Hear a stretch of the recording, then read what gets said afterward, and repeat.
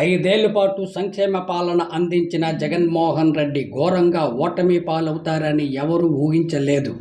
మళ్ళీ జగన్మోహన్ రెడ్డే ముఖ్యమంత్రి అవుతారని వైసీపీ శ్రేణులు, అభిమానులు, లబ్ధిదారులు అందరూ భావించారు.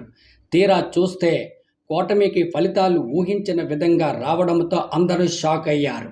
ఇప్పటికీ కూడా ఆ ఫలితాల గురించే మాట్లాడుకోవడమే కాకుండా లోతుగా చర్చిస్తున్నారు.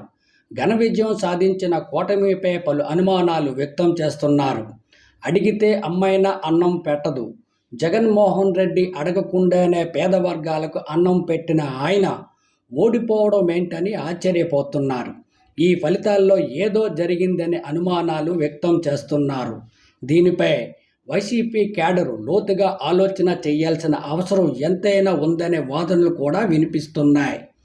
పక్కా వైసీపీ ఓట్ బ్యాంక్ ఉన్న జిల్లాల్లో కూడా కూటమి అభ్యర్థులకు భారీ మెజార్టీ రావడం ఏంటి? ఆ జిల్లాలోని ప్రజలు వైసీపీని పక్కన పెట్టి కూటమికే ఓటేశారా? ఇలాంటి సందేహాలు ఎన్నో వస్తున్నాయి.